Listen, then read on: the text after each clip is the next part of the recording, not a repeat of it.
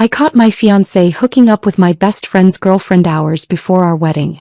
When I confronted him, he smirked and said, "Relax. It was just physical. You're overreacting like always. Stop being so dramatic and insecure." So, I taught them both what real consequences look like when you humiliate the wrong person. I found my fiancé with his pants down in his parents' library, wrapped around my best friend's girlfriend, exactly 14 hours before our wedding. "Aya, wait," Ethan started, scrambling off the antique desk. "It's not what it looks like," Vanessa added, pulling her dress down.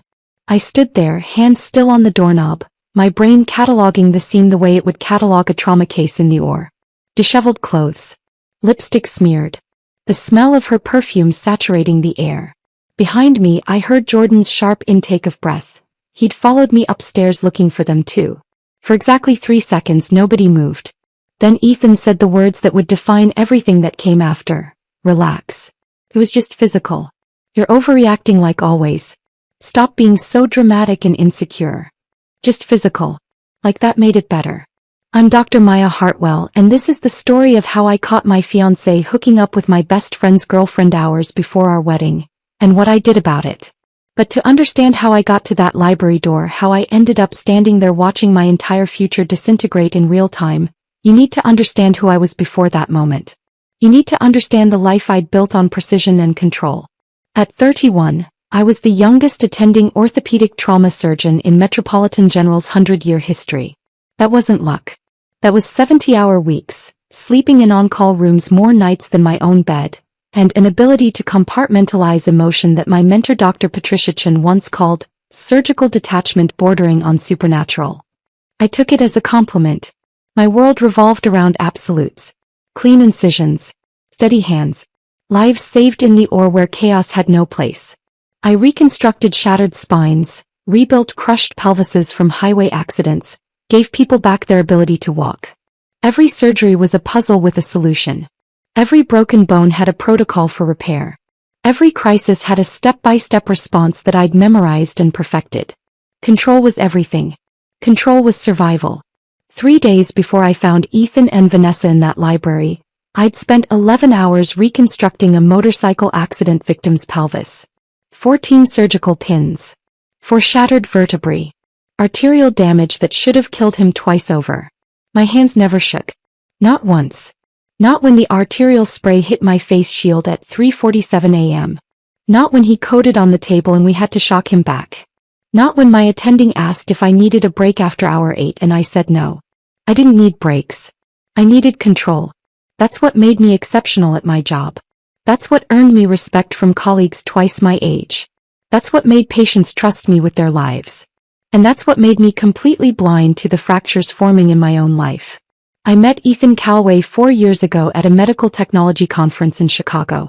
I was there for a panel on innovative spinal fusion techniques. He was there representing Callaway Pharmaceuticals, his family's third-generation pharmaceutical distribution empire. Representing mostly meant showing up to events with his last name on the building and looking good in expensive suits. We were sitting through some tedious keynote about surgical robotics when he leaned over and whispered, "You look like you'd rather be anywhere but here." I'd smiled despite myself. Is it that obvious? Only to someone who feels exactly the same way. Something about the way he said it, conspiratorial, amused, genuine, made me actually laugh. For the first time in months, I genuinely laughed. Ethan had that effortless charm that came from never worrying about money, never stressing about job security, never lying awake at night wondering if he were good enough. Everything in his life had been easy. Handed to him. Expected. I thought that would be a problem. That we were too different. But Ethan seemed fascinated by my work. He'd ask about my surgeries with actual interest, show up at hospital fundraisers and introduce me as Dr. Maya Hartwell, the brilliant surgeon, with real pride in his voice. When trauma calls interrupted our dinners, he'd just smile and say, "Go save lives," like it was the most natural thing in the world. After years of dating men who resented my career, who complained that I worked too much, who wanted me smaller and more available and less consumed by something they didn't understand, Ethan felt like oxygen after being underwater. He never complained when I canceled plans for emergency surgeries. Never made me feel guilty for missing his company events. Never asked me to choose between him and my career. I thought that meant he accepted me. All of me. The parts other people found difficult. His mother Catherine felt differently. I met her 6 months into our relationship at a formal dinner at their country estate. The kind of place with more rooms than residents, where staff served 5 courses like they were performing delicate surgical procedures themselves. Catherine Calloway looked at me across the antique dining table and said in a voice like frosted glass, "A surgeon. How industrious." Ethan's previous girlfriends came from more established families. The Vanderbilts, the Astors, you understand. Translation: You're not good enough for my son. Ethan had laughed it off later. She'll warm up once she realizes how brilliant you are. He never did. But 3 years in, Ethan proposed anyway. With his grandmother's ring, a flawless 3-carat diamond that probably cost more than my medical school debt. We were at the cabin his family owned upstate, standing on the dock at sunset, and when he got down on one knee I said yes without hesitation. I said yes to a future I thought I understood. The wedding was set for March 22nd. We had 8 months to plan. Plenty of time for everything to fall perfectly into place. That's when my best friend Jordan Bishop started dating Vanessa Crane. Jordan and I had been inseparable since undergrad anatomy labs.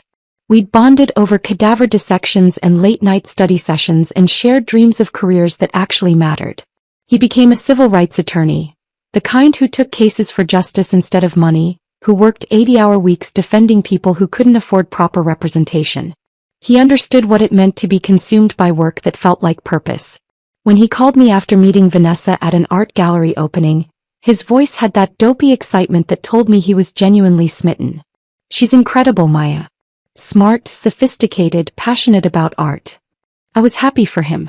Jordan deserved someone who made him light up like that. Vanessa Crane was stunning in that effortless way some women are.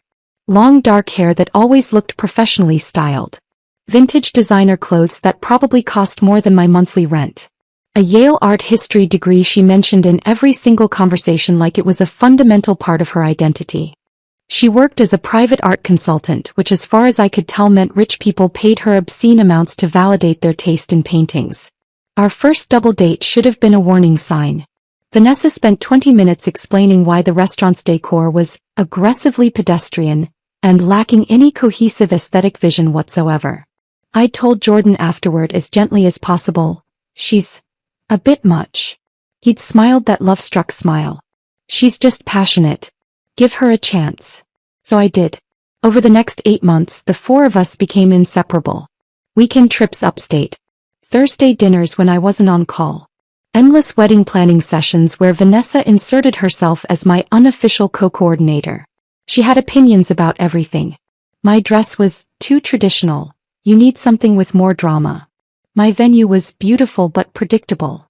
My decision to keep working right up until the wedding week would leave me looking exhausted in all the photos. I should have seen the other warning signs too. The way Vanessa touched Ethan's arm during conversations, her hand lingering just a beat too long. How she'd lean in close when making points, invading personal space that should have stayed personal. The inside jokes they developed that somehow excluded Jordan and me from our own gatherings. But I was busy, consumed by my surgical schedule, grateful for help with wedding planning that I thought came from genuine friendship. 2 weeks before the wedding, a multi-vehicle pileup on the interstate filled my schedule completely. I was operating 12-14 hours a day. Coming home at midnight, leaving again at 5 in the morning. Running on caffeine and muscle memory. Vanessa suggested she and Ethan handle last-minute vendor confirmations together. "You're too busy," she'd insisted, her face full of concern that seemed completely genuine. "Let us help. That's what friends are for." I'd been so grateful I'd hugged her. I'd spent 12 years training myself to ignore instinct in favor of observable data. To trust protocols over gut feelings. To believe that emotion-clouded judgment and control created safety. That same training made me blind to the affair happening right in front of me. While I was in the OR reconstructing strangers' shattered spines, they were busy constructing something else entirely. A betrayal that would fracture my carefully controlled life beyond anything I could have anticipated. The rehearsal dinner was supposed to be intimate. Family and close friends at the Calloway estate. Maybe 50 people total. Catherine had other ideas. 200 guests. Full catering staff. A string quartet. The kind of event that made my parents look small and uncomfortable in their best clothes, probably thinking about the retirement savings they'd liquidated to contribute to a spectacle they couldn't afford and didn't understand. I was looking for Ethan after dinner, wanting to steal a quiet moment before tomorrow's chaos, when I found Jordan on the terrace looking worried. "Have you seen Vanessa?" he asked. "She said she was going to the bathroom 30 minutes ago." Something in his voice carried weight beyond the words. "Where's Ethan?" he asked quietly. My stomach dropped. We both knew. On some level we'd both known for weeks, maybe months. But knowing and acknowledging are different things entirely. That's how we ended up walking through the Callaway estate together, checking rooms, following an instinct neither of us wanted to trust. That's how we ended up outside the library door. That's how we ended up standing there watching our entire lives shatter in the span of 3 seconds. And that's when Ethan said those words, "Relax. It was just physical. You're overreacting like always. Stop being so dramatic and insecure. Just physical." Like reducing betrayal to biology somehow made it acceptable. Like 6 months of lying to my face was justified because there was no emotional component. Like I was the problem for discovering them instead of them being the problem for the affair itself. In that moment, standing in that doorway with Jordan's breathing harsh behind me and Vanessa's lipstick smeared across Ethan's collar, I felt my surgical detachment activate completely. My hands didn't shake. My voice didn't break. I looked at them both and asked the only question that mattered. "How long? How long?"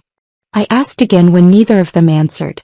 Ethan was still fumbling with his belt, face flushed red, not with shame but with something closer to anger. Vanessa had managed to smooth her dress down, but her lipstick was smeared across her chin and her hair looked like someone had been running their hands through it. Which, of course, someone had. "Does it matter?" Ethan shot back, his voice taking on that defensive edge I'd heard before when I'd questioned him about working late or needing space. "You're never around anyway. Always at the hospital. Always choosing your patients over me. My patients. The people whose lives I saved. The work I'd dedicated 12 years of my life to perfecting." He was using that as justification.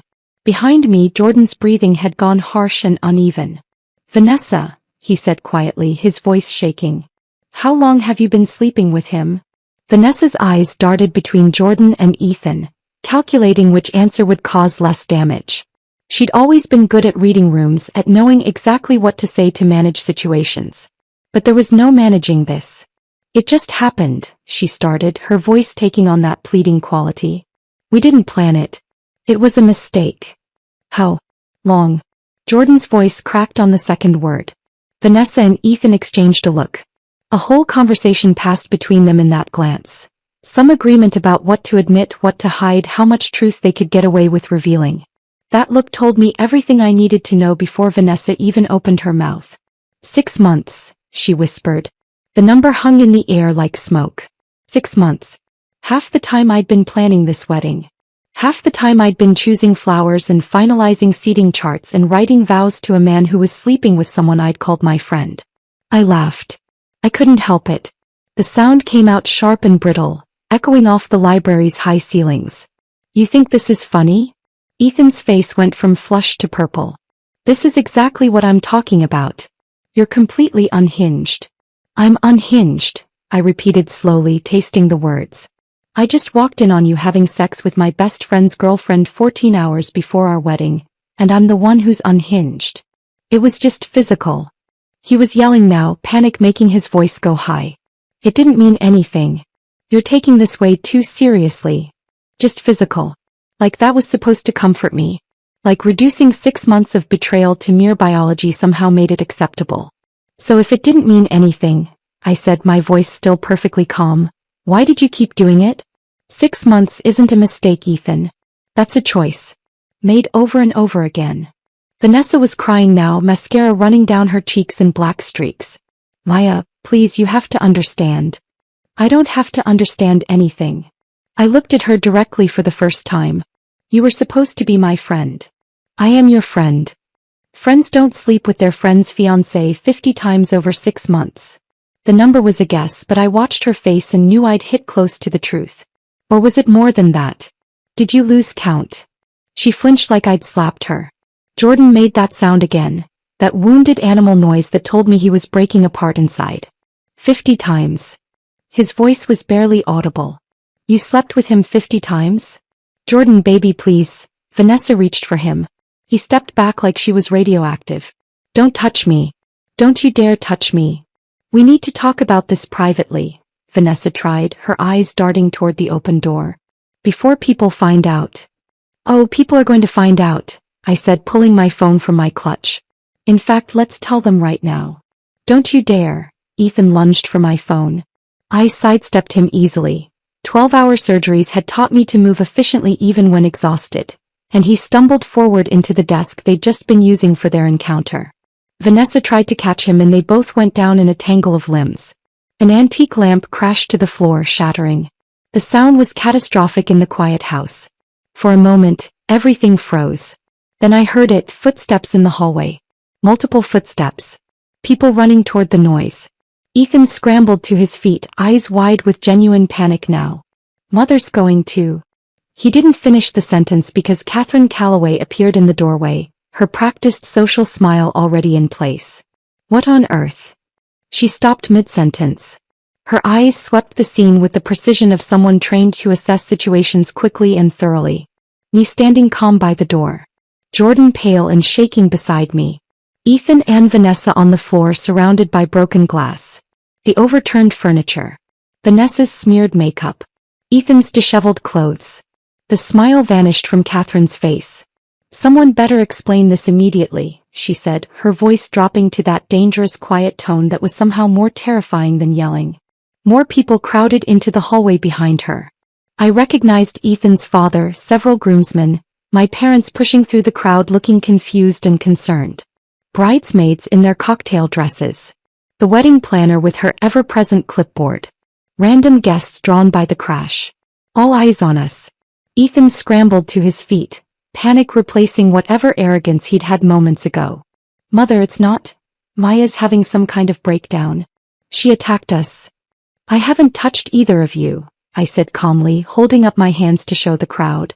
Though I'm tempted to start. Then why are we on the floor? Vanessa demanded, also standing now, trying to fix her hair with shaking hands. Because your coordination is as bad as your judgment, I replied. You tripped over each other trying to stop me from making a phone call. What phone call? Catherine's eyes were sharp, missing nothing. I smiled. It felt strange on my face, cold and hard and nothing like the smiles I'd practiced for wedding photos. The one where I call my maid of honor and tell her to cancel the wedding. I said clearly, loudly enough for everyone in the hallway to hear. Because the groom has been sleeping with one of the bridesmaids for 6 months. The hallway exploded. Gasps. Shocked whispers. Someone said, "Oh my God," loud enough to echo. I saw phone screens lighting up as people started recording, texting, calling others who weren't there to witness this firsthand. That's not true. Ethan's voice went high and panicked. She's lying. She's jealous and controlling and making things up because she can't handle. If I'm lying, I interrupted, my voice cutting through his rambling. Why is Vanessa's lipstick smeared all over your collar? Every head in the hallway turned to look at Ethan's collar. The evidence was undeniable. Red lipstick, the exact shade Vanessa always wore, smeared across the white fabric. And why are there scratch marks on your neck? I continued, cataloging the evidence the way I would in a medical chart. More gasps. More phones raised to capture the moment. And why does this entire room smell like her perfume? Catherine's eyes narrowed dangerously. She looked at her son, really looked at him, and I saw the moment she registered everything I'd pointed out. Her expression transformed from practiced social grace to something volcanic. Ethan James Calloway. She used his full name like a weapon.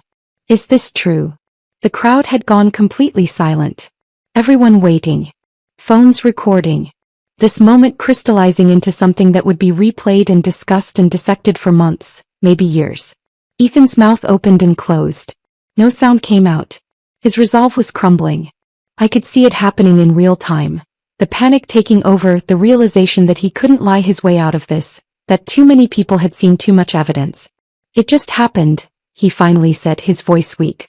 She came on to me. The hallway erupted again. Vanessa spun on him so fast her heel caught on the Persian rug. I came on to you? Her voice was shrill, mascara-streaked face twisted with rage and disbelief. You pursued me. Vanessa, don't. Ethan reached for her arm. She yanked it away. Don't touch me. You said Maya was cold. You said she cared more about her career than you.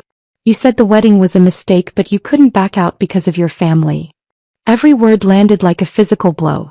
My parents were in the hallway now. I saw my mother's hand fly to her mouth.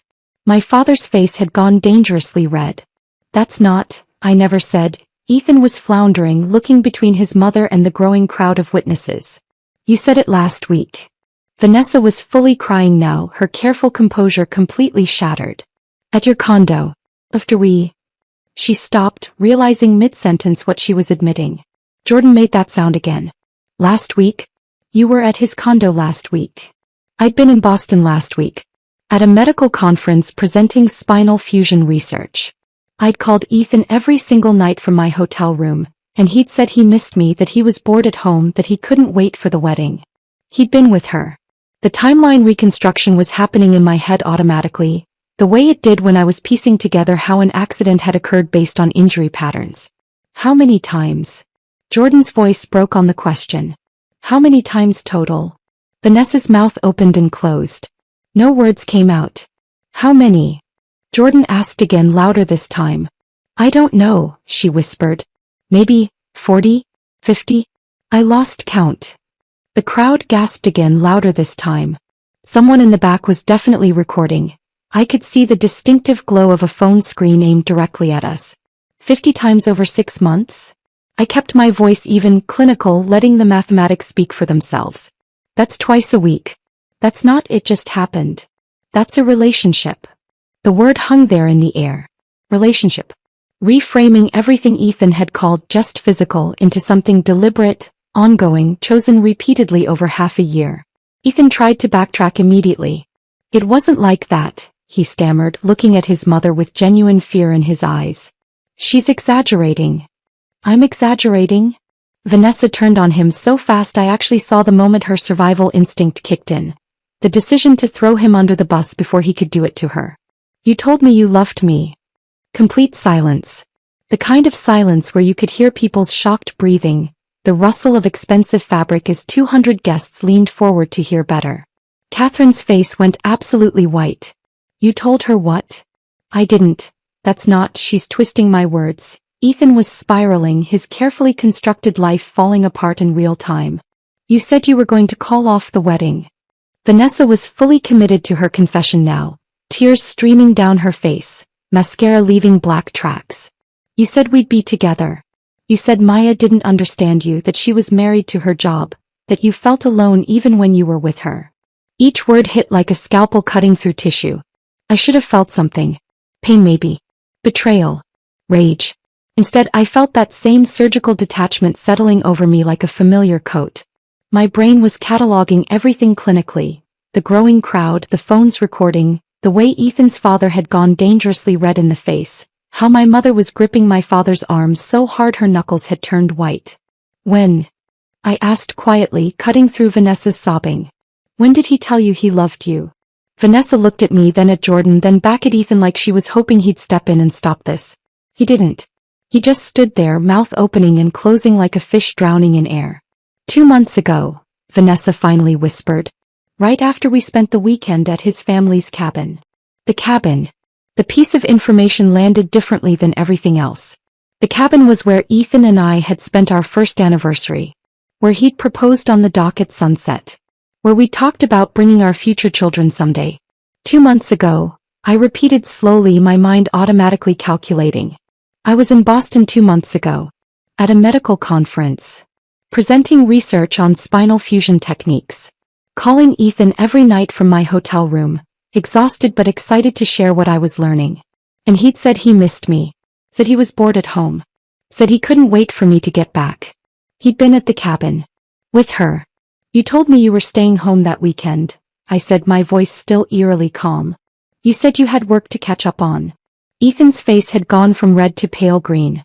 Paya, I can explain. Don't bother. I turned to Catherine. How many people know about the cabin? Who else has keys? Catherine understood immediately what I was asking. Whether there would be evidence, witnesses, anything to corroborate what Vanessa was claiming. Just family, she said quietly, her eyes never leaving her son's face. And you. And me, Vanessa added, her voice small. The implication hung in the air. Ethan had given her a key to his family's private retreat. The place that was supposed to be sacred to us, to our relationship, to our future. Jordan made a sound like he was choking. A weekend. His voice shook. You told me you were visiting your sister in Portland that weekend. You sent me pictures of her apartment, the city. Stock photos, I said, the pieces clicking together with horrifying clarity. From the internet. Easy enough to find if you know what to search for. Vanessa's silence confirmed it. How many times? Jordan asked again, his voice breaking completely now. How many times did you sleep with him? Give me a number. Jordan, please. How many times? Vanessa's shoulders slumped in defeat. I don't know exactly. Maybe 40 times? 50? I lost count. The hallway erupted again. Louder this time. Someone's grandmother actually gasped so loudly it echoed off the high ceilings. I saw one of the bridesmaids, Jessica, I think her name was, cover her mouth with both hands. My father took a step forward. 50 times. His voice carried the kind of quiet rage that was somehow more terrifying than yelling. My father was a high school teacher, a gentle man who rarely raised his voice, who'd spent 30 years teaching teenagers with infinite patience. He looked ready to commit violence. Mr. Hartwell, Ethan started. Don't. My father's voice was sharp as a blade. Don't you dare speak to me. My wife and I liquidated our retirement fund for this wedding. We went into debt. Real debt. The kind that keeps you up at night wondering how you'll make mortgage payments. I hadn't known that. They'd never told me exactly how much they'd contributed, just that they wanted to help, that they were proud, that they wanted my day to be perfect. My mother was crying silently, tears streaming down her face. Dad, I started. We did it because we thought you'd found someone worthy of you, he continued, still looking at Ethan. Someone who saw how extraordinary you are. Someone who valued the sacrifices you make every single day to save people's lives. Catherine stepped forward, her social mask completely gone now, replaced by something cold and furious. Ethan, tell me right now, is what Dr. Hartwell said true? Have you been carrying on an affair for 6 months? With this woman? She gestured at Vanessa without looking at her. It wasn't an affair, Ethan tried weakly. It was just what? Catherine's voice could have cut glass. Just physical? Just a mistake? Just 50 encounters over 6 months while your fiancé was working 70-hour weeks saving lives. The crowd was massive now. I could see people from downstairs craning their necks to see what was happening, phones out, recording everything. The wedding planner looked like she might faint. The string quartet had actually stopped playing in the ballroom below. Even they'd heard the commotion. Answer your mother, Ethan's father said quietly. He'd been silent until now, but his voice carried absolute authority. Did you have an affair? Ethan looked around desperately, searching for an exit that didn't exist.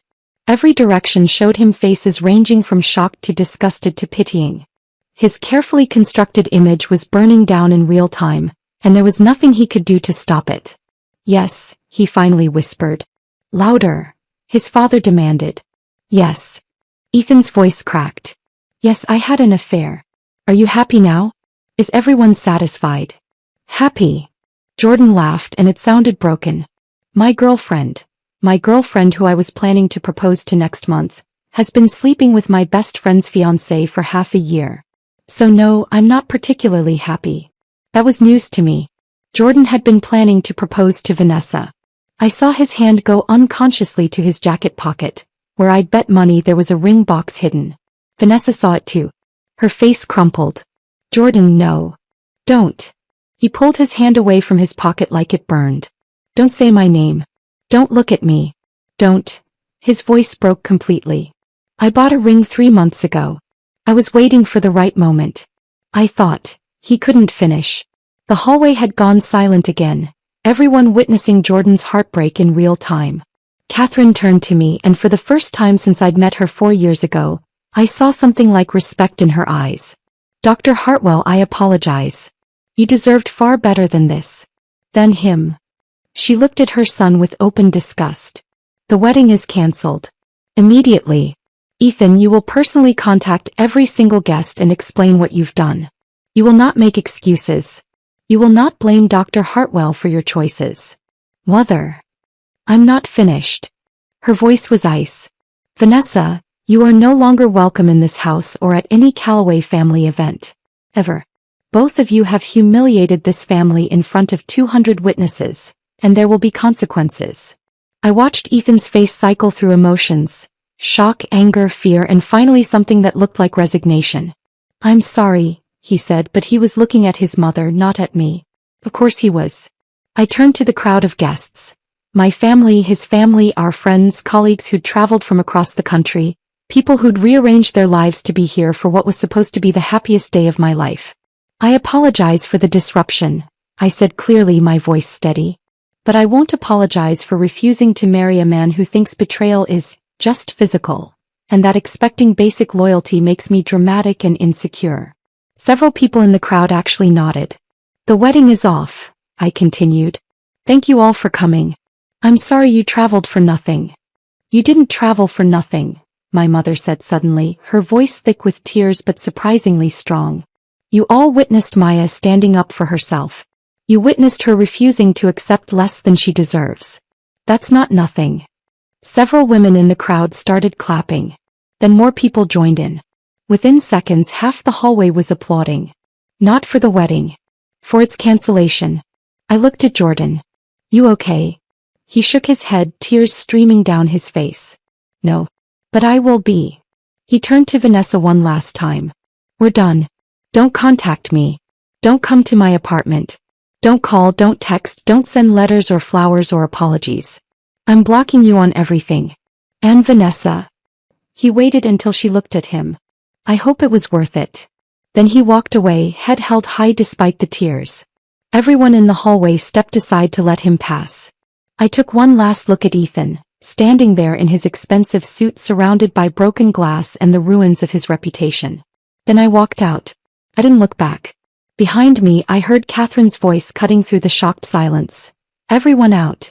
This event is over. Ethan, you and I need to have a very serious conversation. The last thing I heard before I reached the stairs was Vanessa sobbing and Ethan trying to explain himself to his mother. I kept walking. I made it to the main staircase before my legs started shaking. Not from emotion. From adrenaline crash. My body finally catching up to what had just happened, the surgical detachment starting to crack at the edges. I gripped the banister, forcing myself to keep moving. One step. Then another. Behind me, I could still hear voices from the library hallway. Catherine's sharp commands, someone crying, the low murmur of 200 guests processing what they'd just witnessed. My phone was buzzing in my clutch. Probably my maid of honor, probably the wedding coordinator, probably everyone who hadn't been upstairs but had already heard through the grapevine. I ignored it all. The grand foyer was empty when I reached it. Everyone was still upstairs or in the ballroom, drawn to the drama like moths to flame. The silence felt wrong after all that noise, all those voices, all that chaos. My parents found me there, standing alone by the massive front doors. My mother reached me first, pulling me into a hug so tight I could barely breathe. She smelled like her usual perfume and something else. The sharp scent of stress sweat that no amount of expensive fragrance could mask. Baby, she whispered into my hair. I'm so sorry. I'm so sorry. Don't be. My voice came out steadier than I expected. Better now than after. My father's hand landed on my shoulder, heavy and warm. When I looked up at him, his eyes were red-rimmed but dry. We're leaving. Right now. You don't need to stay here another second. The rehearsal dinner is over, he said firmly. Catherine can handle her own mess. We're taking you home. Home. Except home was the apartment I shared with Ethan. The apartment where half my closet held his clothes, where his shaving kit sat on the bathroom counter, where we'd planned to spend one final night before the wedding tomorrow. Tomorrow. The wedding that was supposed to happen in less than 15 hours. I can't go there, I said quietly. Not tonight. My mother pulled back to look at me. Then we'll get a hotel. All three of us. We'll order room service and terrible pay-per-view movies and we'll figure out everything else tomorrow. A hotel. With my parents. The night before my wedding that wasn't happening. The absurdity of it hit me again, but this time I didn't laugh. I just nodded. Okay. We were halfway to the door when I heard footsteps behind us. Fast footsteps. Turn. His face was blotchy, eyes swollen, but he'd stopped crying. He looked hollowed out, like someone had scooped everything vital from inside him and left just the shell. Paya, wait. I stopped. My parents exchanged a look but stepped back slightly, giving us space. I didn't know, Jordan said, his voice rough. I swear to God I didn't know. If I'd had any idea. I know you didn't. And I did know. Jordan's shock had been too genuine, too visceral. You're not responsible for what she did. Neither are you. He said it with such conviction that I felt something crack in my chest. What Ethan said up there, about you being too focused on your career, too intense, too unavailable, that's garbage. You know that, right? Did I know that? 6 months. 50 times. That's a lot of opportunities for someone to feel neglected, to feel like they needed something I wasn't providing. Why? Jordan stepped closer, his voice dropping. You are brilliant and driven and dedicated to saving people's lives. Those aren't character flaws. Those are the things that make you extraordinary. If Ethan couldn't handle being with someone extraordinary, that's his failure. Not yours. My mother made a small sound of agreement behind me. She played me too, Jordan continued. Vanessa. Every Thursday when she said she had yoga class. Every Tuesday when she claimed she was meeting clients. Every time I suggested we do something together and she said she was too busy, too tired, had other plans. He laughed bitterly. I was planning to propose next month. I had the ring in my pocket tonight. I was going to ask her after your wedding, use the romantic atmosphere, make it special. Jordan.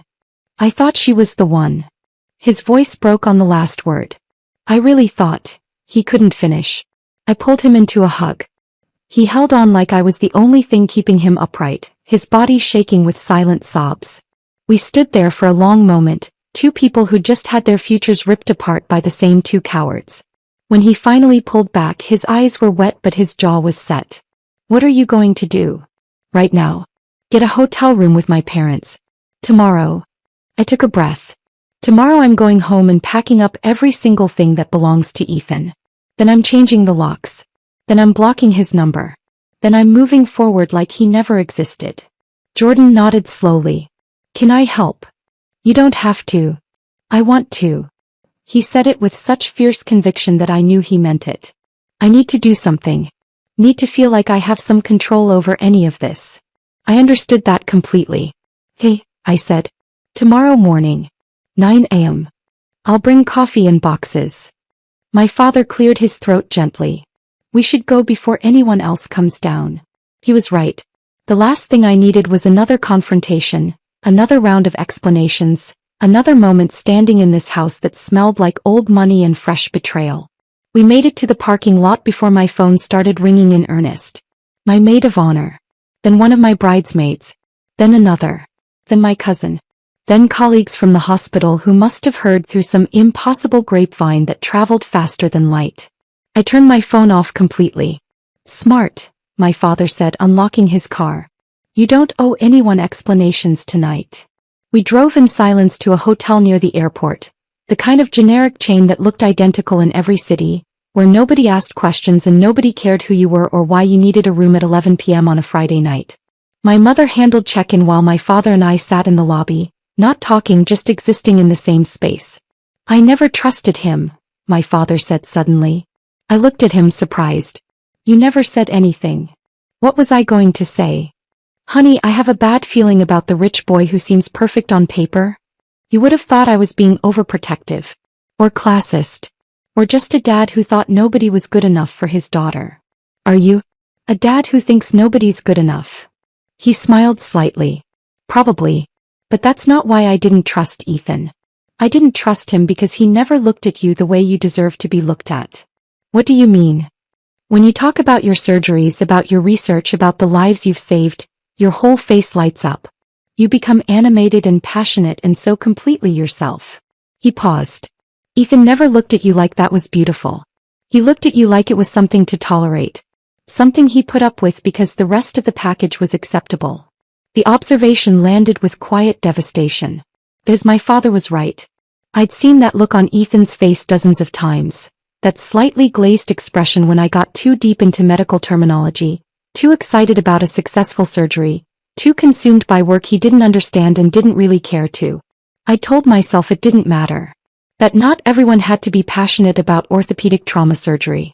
That it was enough that he didn't actively resent my career the way other boyfriends had. But tolerating something isn't the same as celebrating it. My mother returned with key cards. Room 847. 2 queens and a pull-out couch. We rode the elevator in silence. The room was exactly as generic as I'd expected. Beige walls, floral bedspread, abstract art that meant nothing, the faint smell of industrial cleaning products. It was perfect. My mother ordered room service. Comfort food that none of us really wanted but all of us needed. Grilled cheese sandwiches and French fries and chocolate cake that probably came from a freezer.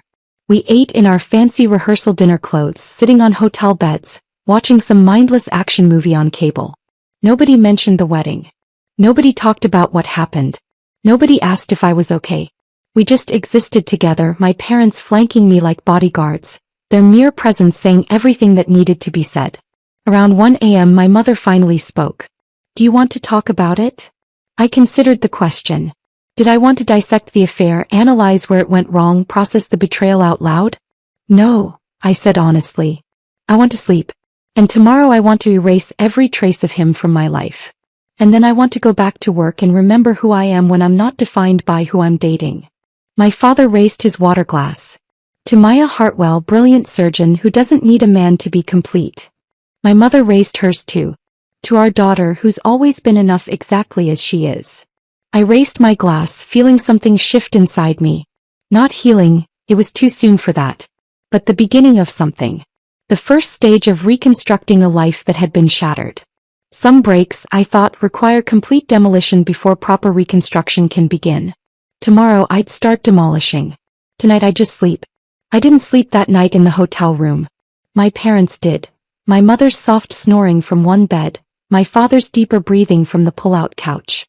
But I just lay there in the dark, staring at the ceiling, my mind cataloging everything with clinical precision. 50 encounters over 6 months. The cabin where he proposed. It was just physical. You're always so dramatic. Around 4 a.m. I gave up on sleep entirely. Pulled on the hotel robe and sat by the window watching the city lights blur through the glass, thinking about what came next. The wedding was supposed to happen in 10 hours. Guests would be getting ready, putting on their formal wear, heading to the venue. Except there was no venue anymore. No ceremony. No reception. Just 200 people who'd need to be told that everything was cancelled.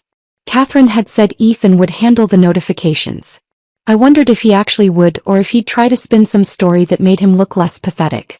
My phone was still off. I'd turned it back on just long enough to text my maid of honor.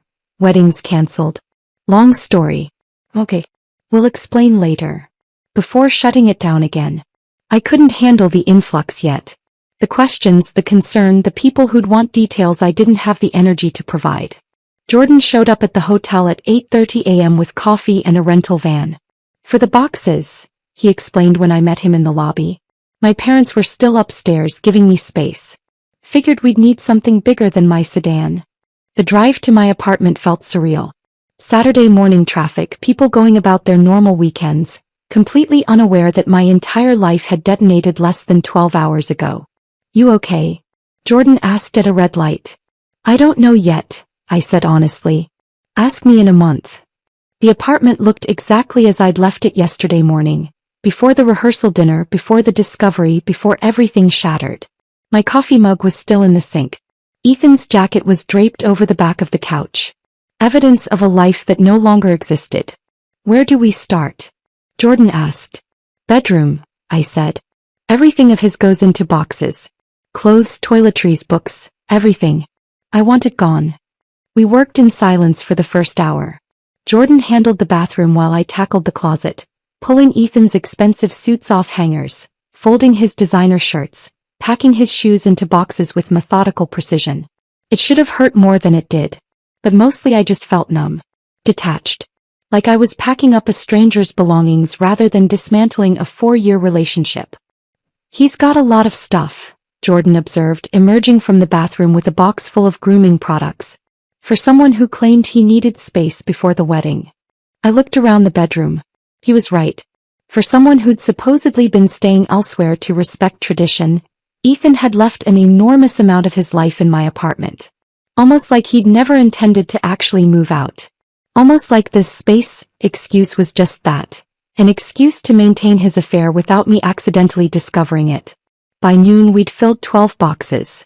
Everything that belonged to Ethan, packed and sealed and ready to go. What now? Jordan asked. Now we put them in the hallway. The hallway.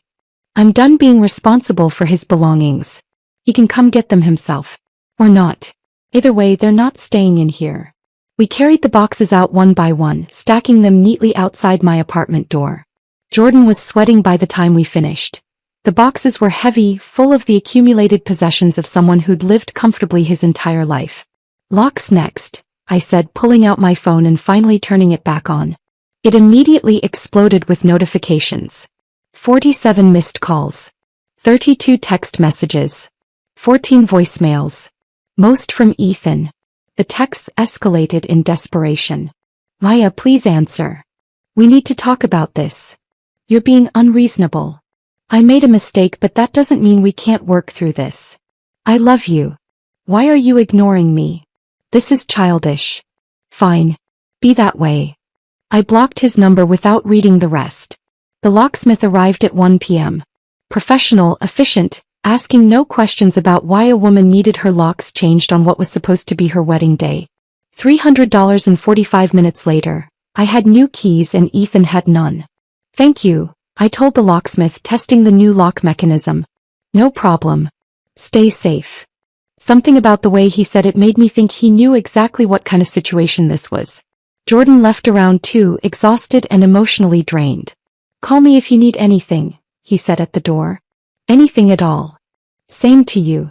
After he left, I sat on my couch in the too quiet apartment and finally let myself feel something. Not sadness. Not heartbreak. Rage. Pure surgical rage at the 6 months of lies, at the 50 betrayals, at the casual dismissal of, it was just physical, at being called dramatic and insecure for having the audacity to expect loyalty. My phone rang. Unknown number. I answered without thinking. Dr. Hartwell? A man's voice. Kitten. Who is this? It's Ethan. I'm calling from my office phone since you blocked me. I hung up immediately. Blocked that number too. 10 minutes later, another unknown number. I didn't answer. Then another. And another. He was cycling through different phones trying to find one I hadn't blocked yet. The desperation would have been pathetic if it wasn't so infuriating. I changed my number entirely. Spent the next 2 hours texting my new contact information to everyone who mattered. My parents, Jordan, my colleagues at the hospital, close friends who deserved to stay in my life. Ethan and Vanessa got left in the digital void. 2 weeks passed. I threw myself into work with an intensity that concerned even my chief of surgery. 12-hour days became 14, became 16. I took every trauma call, every emergency surgery, every case that other attendings didn't want. The OR was the only place that made sense anymore. The only place where broken things could actually be fixed, where my skill mattered, where control and precision saved lives instead of just protected me from feeling too much. My colleagues were kind enough not to ask questions. They'd heard through the grapevine, small hospital, big gossip, and they gave me space to process however I needed to. On day 14, the charge nurse called my extension during a rare break between surgeries. Dr. Hartwell, there's someone here to see you. Says it's urgent. And Ethan Calloway. My hands tightened on the phone. Tell him I'm in surgery. He says he'll wait. Tell him I'm in surgery for the next 8 hours. And if he's still here when I'm done, I'm calling security. Understood. He wasn't there when I finished my shift at 9 p.m. But there was a massive flower arrangement at the nurse's station. 24 red roses, probably $300 worth, ostentatious and desperate. The card read, I'm sorry. Please give me another chance. Melissa, one of the veteran nurses, looked at me with sympathy. Want these, Dr. Hartwell? God no. They're from my ex-fiancé. Her eyebrows rose. The one who, she stopped herself, clearly having heard the full story through hospital gossip channels. Yes. That one. What do you want me to do with them? I considered for a moment. Throwing them away felt wasteful. Keeping them was absolutely not happening. Donate them to the pediatric ward. I said. The kids deserve something beautiful that doesn't come with baggage. Melissa smiled, understanding immediately. Perfect. I'll take them up right now. The image of those expensive roses, Ethan's grand gesture, his attempt to buy forgiveness, sitting in a children's wardroom, bringing joy to sick kids who actually deserved something good, felt like poetic justice. Jordan called that night. You need to see something. He sent me a screenshot. Vanessa's Instagram post, written in that performative vulnerability style influencers perfected. Learning to choose happiness after toxic people try to dim your light. Not everyone can handle a woman who knows her worth. Moving forward, growing, healing. The comments were brutal. You slept with your best friend's fiancé 50 times. Maybe sit this one out. Imagine being this delusional. We were all there at the rehearsal dinner. We know what really happened. Her follower count had dropped from 43,000 to 21,000 in 2 weeks. She's trying to spin this like she's the victim, Jordan said when I called him. Of course she is. Taking responsibility would require actual character. 3 days later, Jordan sent me a news article link. The headline read, Pharmaceutical heir arrested for harassment after violating restraining order. I read it twice, absorbing every detail. Vanessa had filed a restraining order against Ethan after he'd shown up at her workplace 3 times in 1 week, waited outside her apartment building for hours, followed her to her gym. When she'd gotten the order, he'd violated it twice. Once ambushing her outside a coffee shop, once leaving dozens of voice messages that the article described as increasingly unstable and concerning. The article quoted Vanessa telling police they were supposed to be together, and that Ethan had promised her a future. They'd both believed their own lies. Both thought they could build something real on a foundation of betrayal. Now they were destroying each other. Couldn't have happened to better people, Jordan said when I called. I laughed. Actually laughed. It's almost beautiful, isn't it? Watching them implode. Karma working faster than usual. Think he'll actually face consequences? His family's rich enough to make it go away. But the reputation damage. Jordan's voice carried grim satisfaction. That's permanent. Everyone knows now. Everyone saw what he did. I thought about that. About 200 witnesses at the rehearsal dinner. About the phones recording. About the story spreading through social circles like wildfire. Ethan's carefully constructed image, charming, successful, from a good family, had burned to ash in 1 evening. And he'd done it to himself. And he'd done it to himself, I repeated, letting the satisfaction of that truth settle in my chest. Jordan and I sat in comfortable silence for a moment, both of us processing the strange relief that came from watching the people who'd destroyed our lives now destroying each other. I should feel worse about this, Jordan said finally. About taking pleasure in their misery. Why? They earned it. Still, it feels petty. I considered that. Maybe. But I think we're allowed to be petty for a while. We were both planning futures with people who were actively sabotaging those futures behind our backs. We're allowed to feel satisfied when consequences finally catch up to them. Jordan raised his bourbon glass.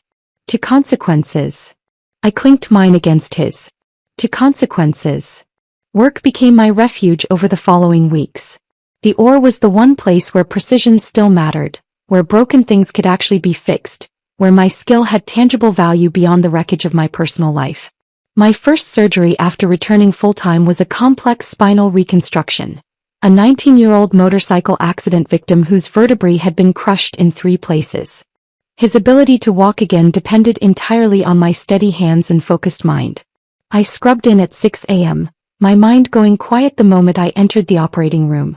For the next 11 hours, nothing existed except the surgical field in front of me. Shattered bone structure that needed rebuilding. Each pin placed with microscopic precision. Blood vessels tied off. Tissue carefully repositioned. This was what I was good at. This was what made sense. When I finally stepped out of the OR at 5 p.m., my back was aching and my hands were cramping, but I felt genuinely good for the first time in weeks. Dr. Patricia Chin, my chief of surgery, caught me in the hallway as I was heading to the lounge. Why? A word. I followed her into her office, already knowing what was coming. I heard about the wedding, she said, her voice gentler than I'd ever heard it. I'm sorry. Don't be. I met her eyes directly. Better to find out before than after. She studied me carefully, her gaze clinical and assessing. Are you good to be operating? That was 11 hours straight. You haven't taken time off. You're picking up extra shifts. I'm better operating than anywhere else right now, I said honestly. Surgery is the only thing that makes sense. Patricia nodded slowly. Fair enough. But Maya, take care of yourself. The hospital needs you, but you need to be whole to do this work. Don't use the OR as a place to hide from processing what happened. I wanted to tell her that surgery wasn't hiding.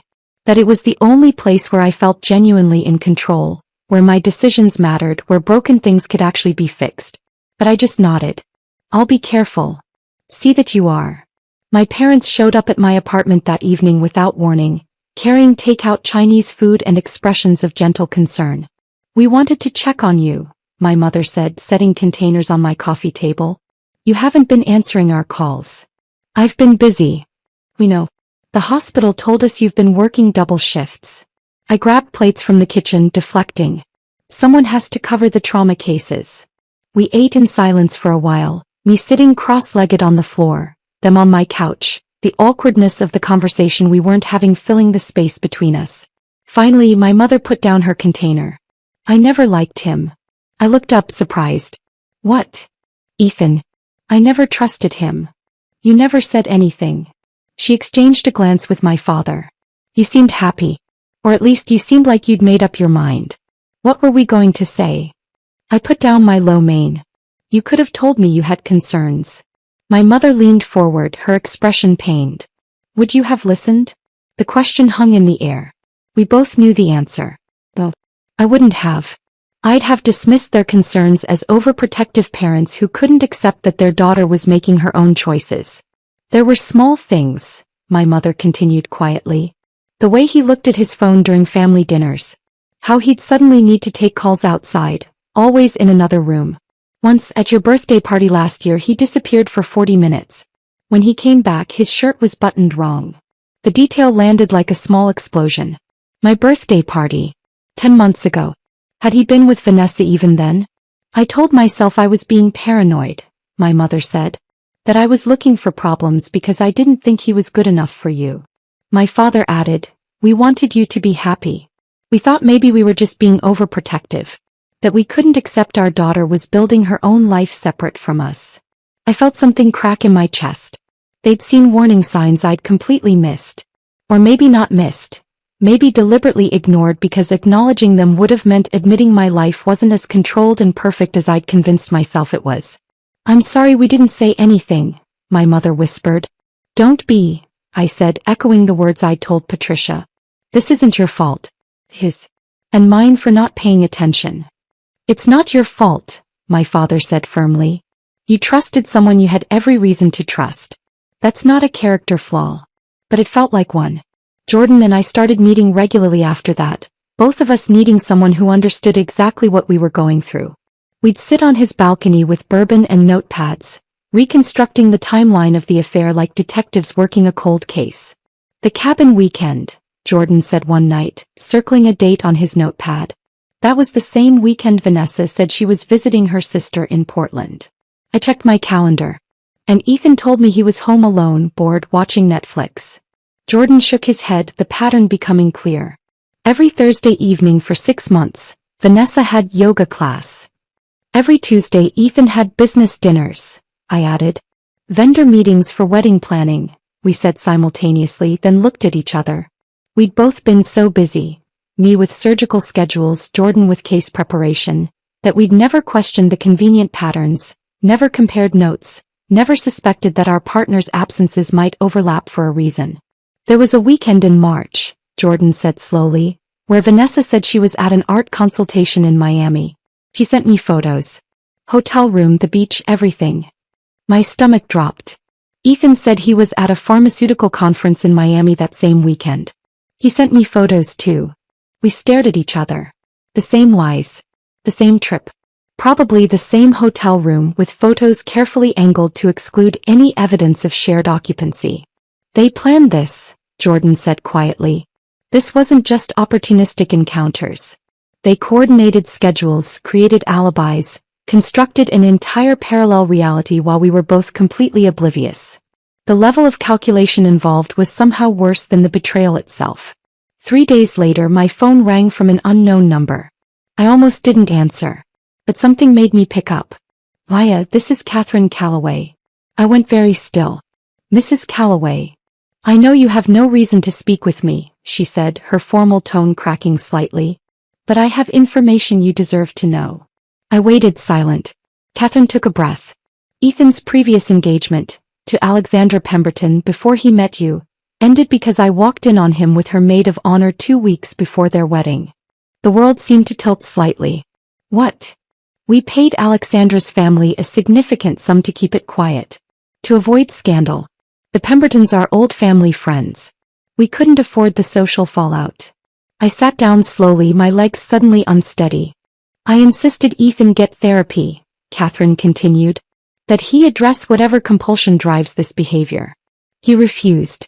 Said it was a one-time mistake, that he'd been drunk, that it would never happen again. But it did, I said quietly. Yes.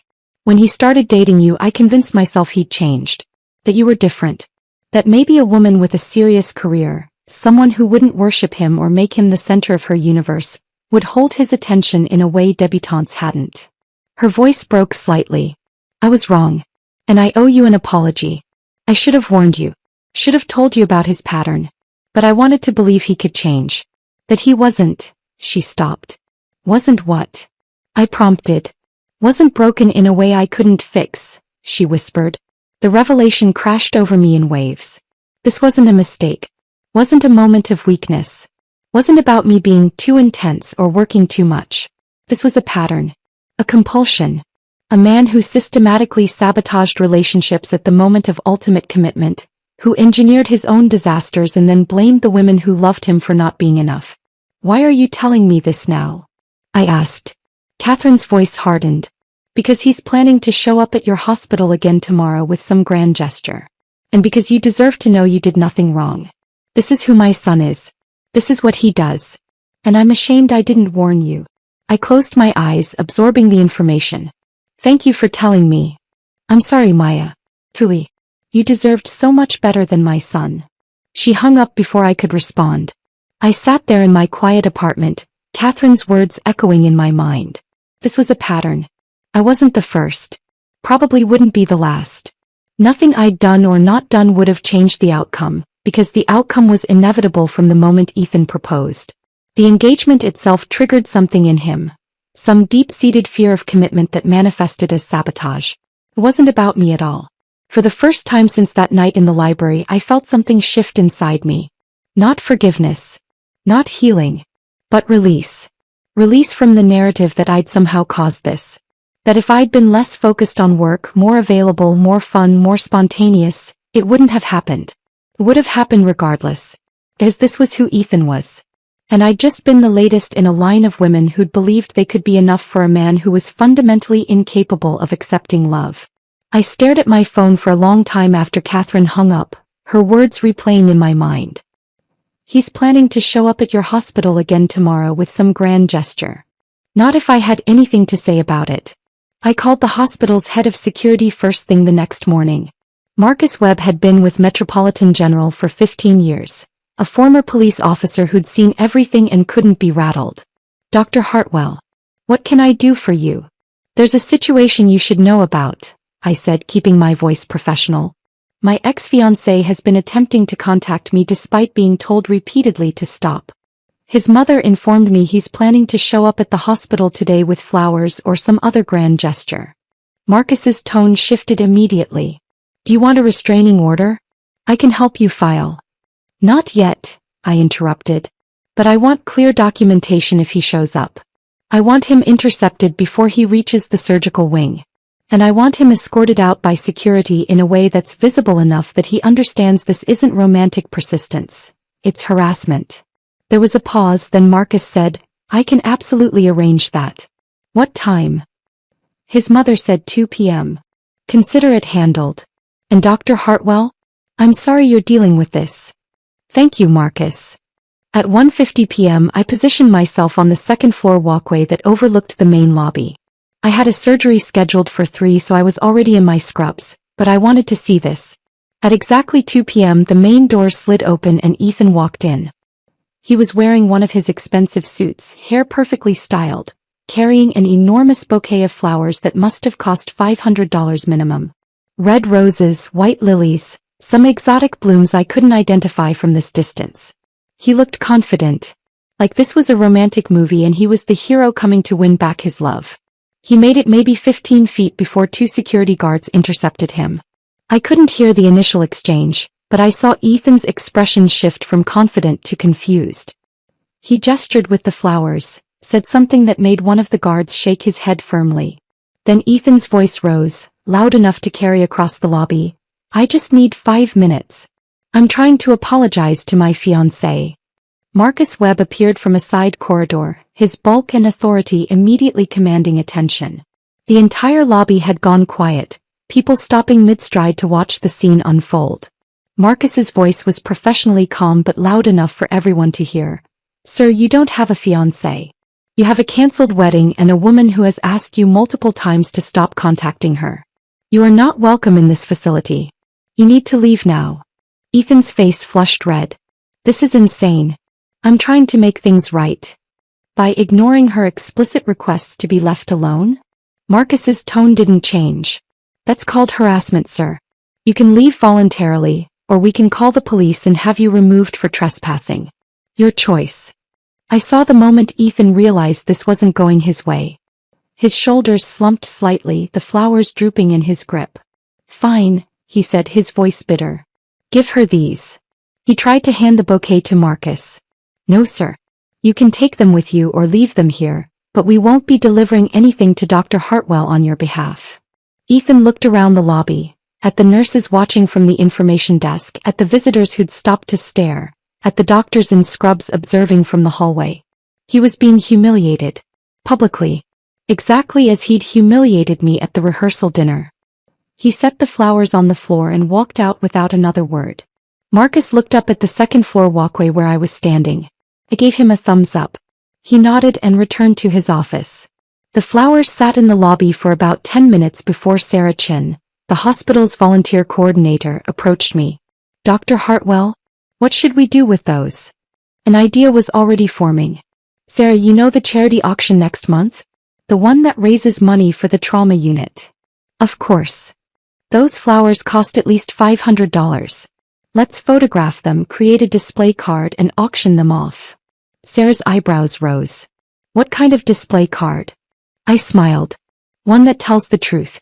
That these flowers were delivered as a grand gesture, by a man who was escorted from the hospital by security after his ex-fiancée declined his repeated attempts at contact following his 6-month affair.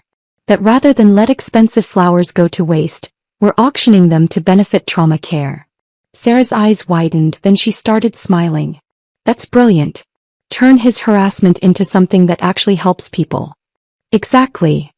We spent 30 minutes crafting the perfect placard, photographing the arrangement, creating a whole display that would appear at next month's charity gala. The text read, "These flowers were delivered as a grand gesture, by a man who was escorted from Metropolitan General by security after his ex-fiancée, a surgeon at this institution, declined his repeated attempts at contact following his 6-month affair with her best friend's girlfriend. Rather than let expensive flowers go to waste, we're auctioning them off to benefit trauma care. Starting bid $50. Sometimes the best revenge is turning unwanted gestures into resources for healing." The auction raised $1,200. I framed the receipt and hung it in my office where I'd see it every day. Jordan came over that evening with a bottle of wine and a manila folder. "I have something for you," he said, spreading documents across my dining table. Credit card statements, hotel receipts, restaurant bills. All from Ethan's corporate credit card, all charged to Callaway Pharmaceuticals. "Where did you get these?" I asked. "I'm a civil rights attorney. I have investigator friends who owe me favors." He pointed at the timeline he'd constructed. "Look at the dates. Every single one of these charges corresponds to a time when Vanessa said she was somewhere else and Ethan claimed he was in business meetings." I leaned over the table studying the evidence. Hotel rooms in Miami, Boston, Philadelphia. Dinners at restaurants that cost more than most people's monthly rent. Weekend trips charged as business expenses. This is corporate fund misuse, Jordan said quietly. He was charging his personal affair to his family company's accounts.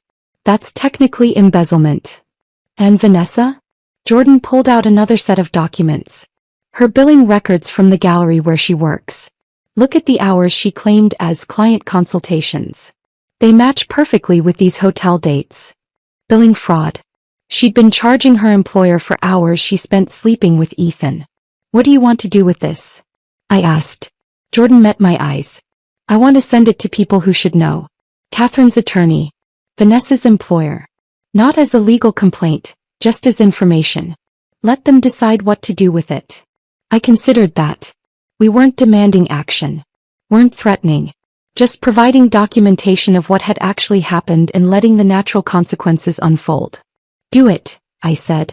Jordan drafted a professional cover letter on his attorney letterhead, explaining that this was information relevant to potential corporate fund misuse and billing fraud, provided for informational purposes only. We sent copies to Catherine's attorney and to Lawrence Brennan, the owner of the boutique gallery that employed Vanessa. Then we waited. The fellowship offer from Zurich had been sitting in my email for 3 weeks.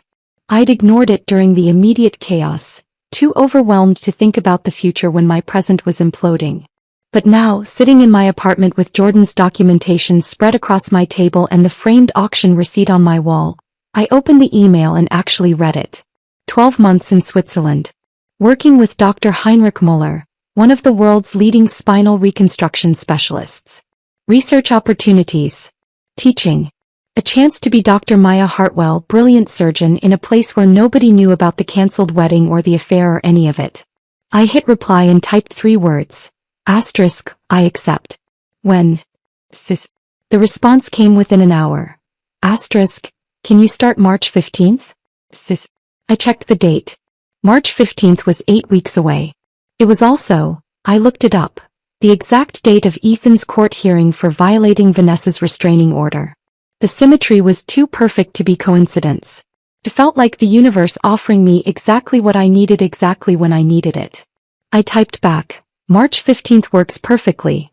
I sent Ethan one final email. The only message I'd initiated since walking out of his parents' library. I accepted a fellowship in Switzerland. I'm leaving the country on March 15th.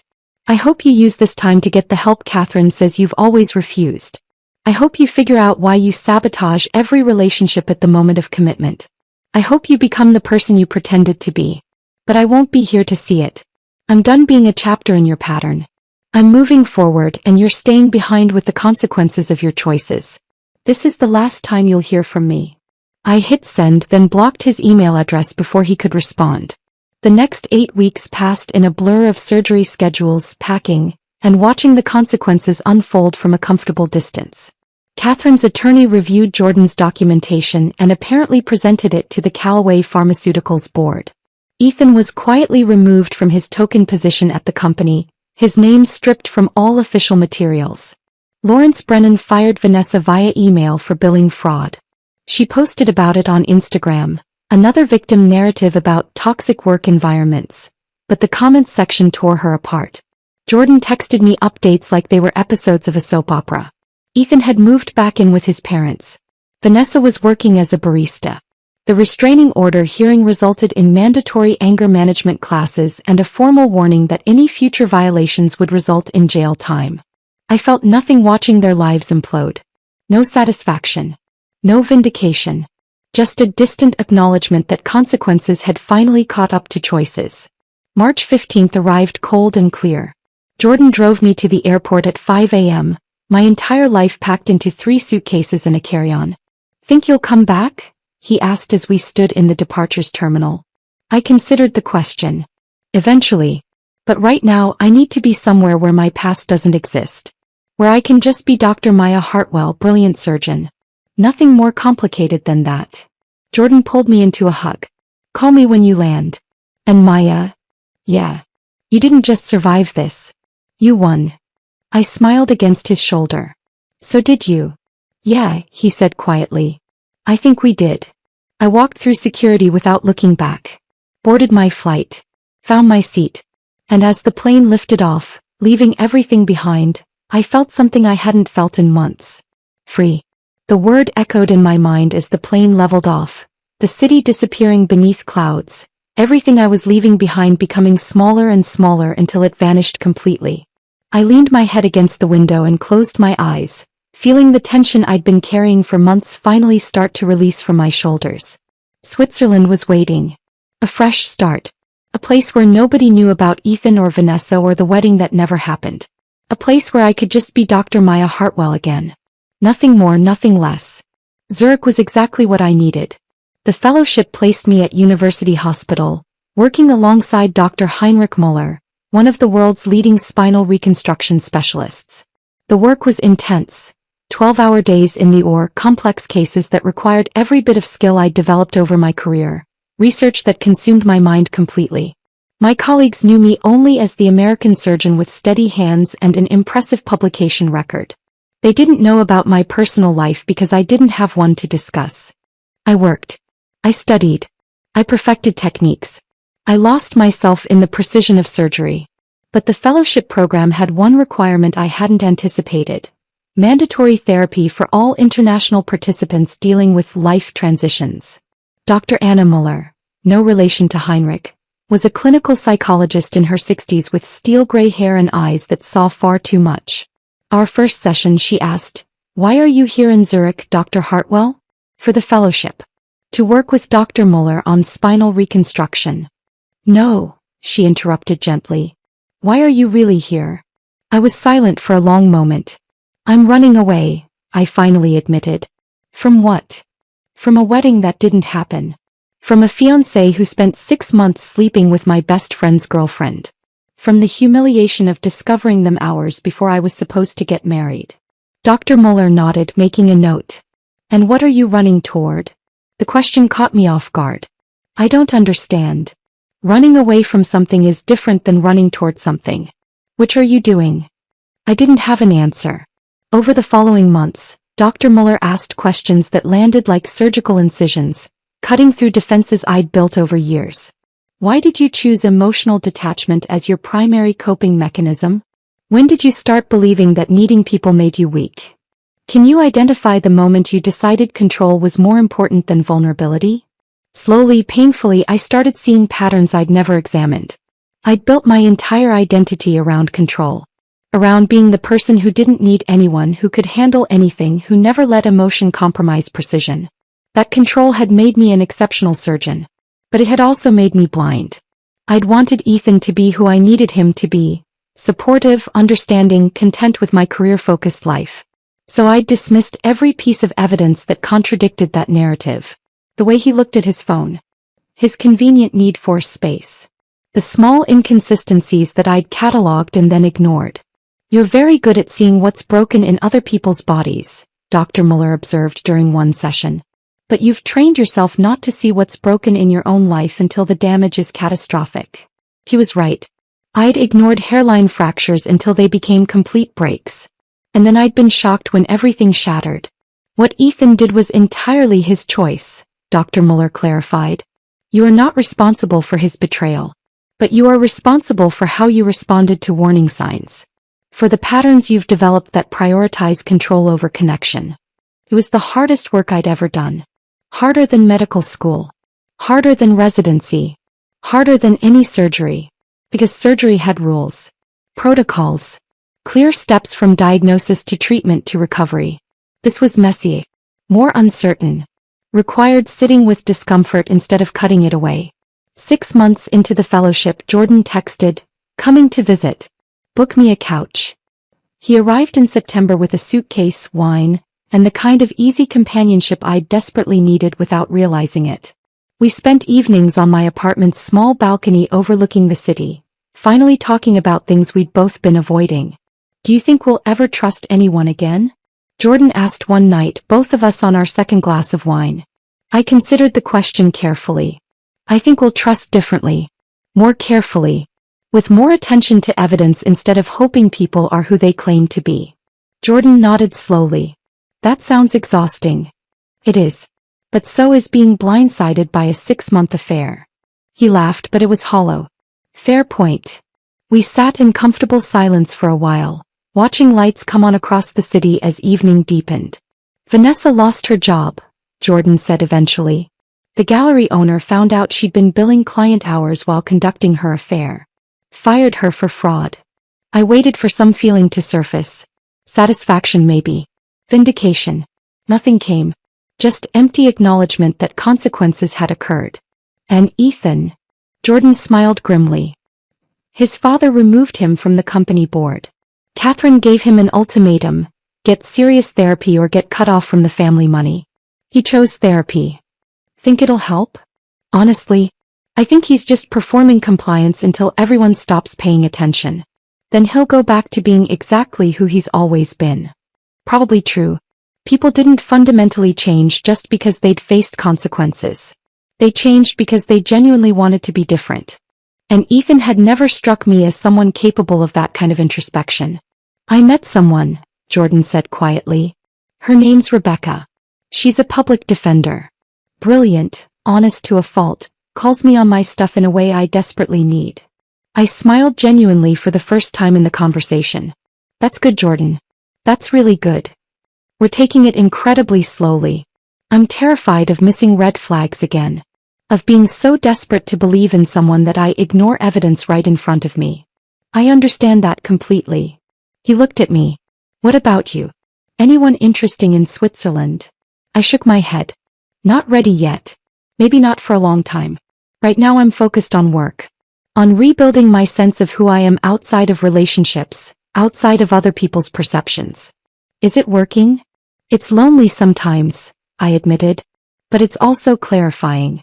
I'm learning things about myself I never would have examined if my life hadn't completely imploded. Jordan raised his glass. To implosions that force growth. I clinked mine against his.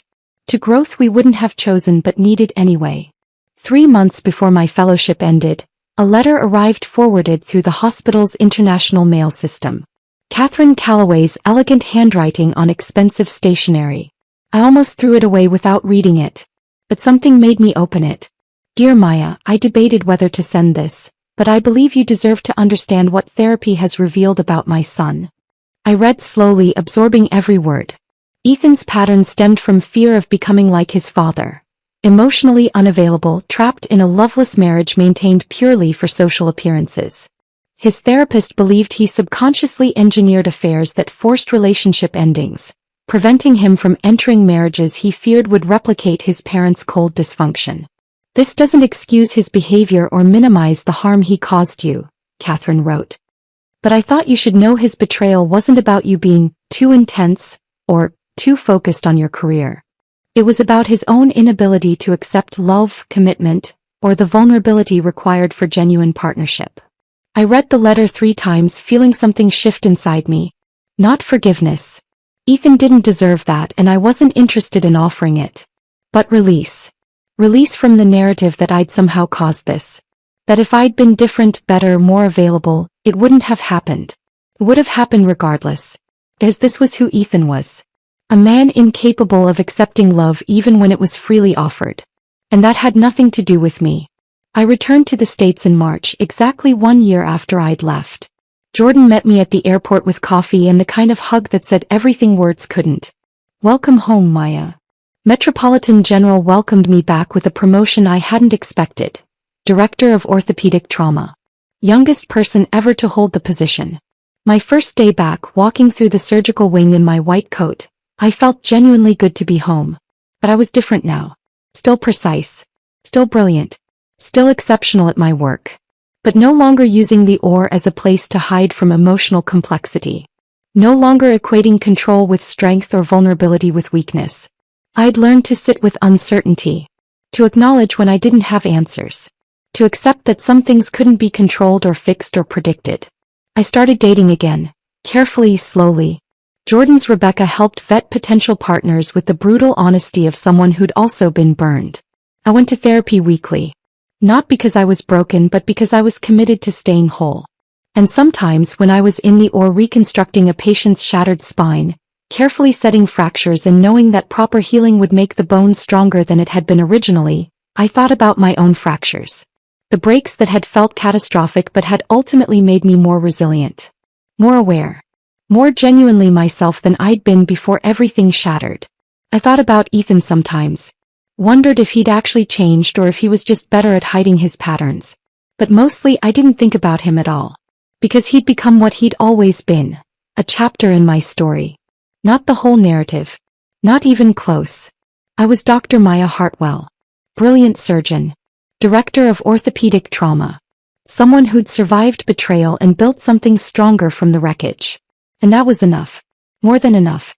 That's how you survive betrayal. Not by avoiding all future breaks, but by learning to set your own fractures properly, giving them time to heal and trusting that what emerges can be stronger, wiser, and more authentically whole than what existed before the break.